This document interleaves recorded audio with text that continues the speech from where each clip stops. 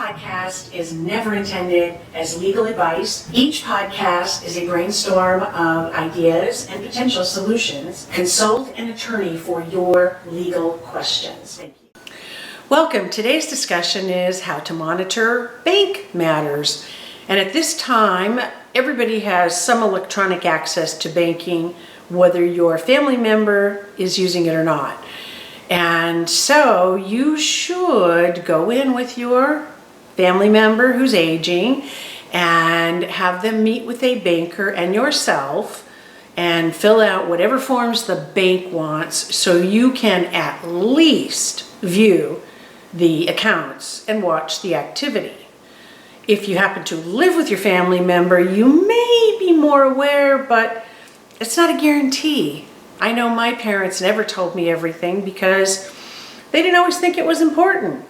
And so it was imperative that I either ask the right question or that I had this monitoring capability so that I could watch exactly what was going on with their banking. In most cases, there's a certain predictability about expenses.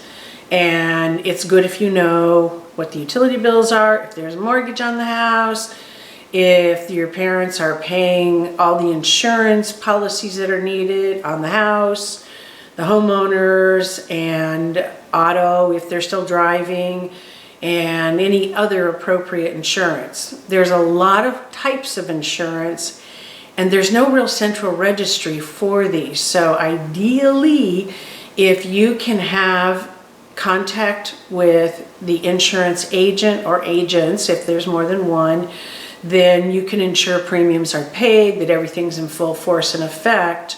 Because I saw my parents as well as other people who didn't even have a mortgage, sometimes they did not have homeowners insurance.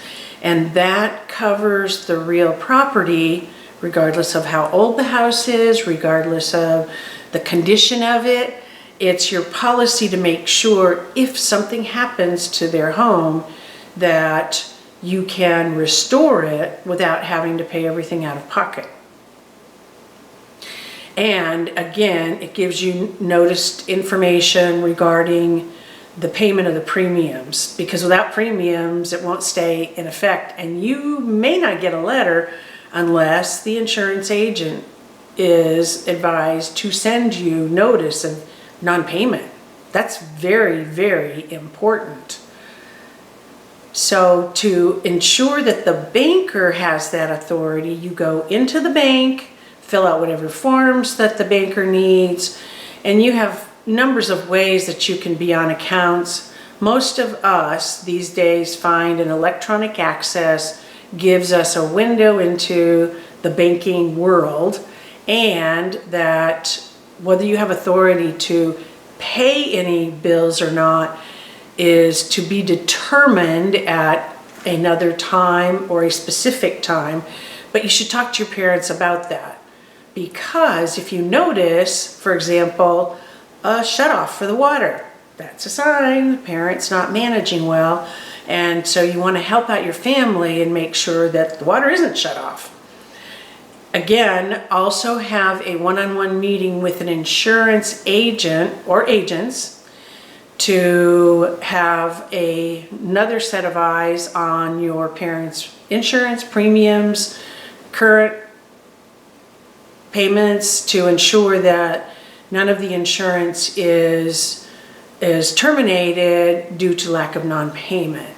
And then you'll also know what they're insuring and for how much, because the insurance policies vary greatly, costs vary greatly, and it's really good to have a relationship with a person who assists your family, whether it's the banker, the insurance people, and of course their physicians.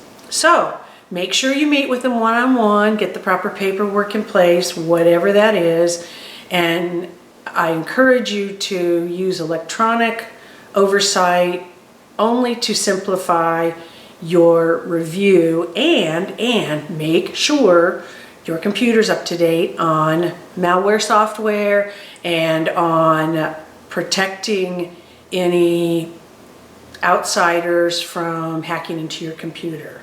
Thanks for joining us. We'll talk further about finances and your aging family.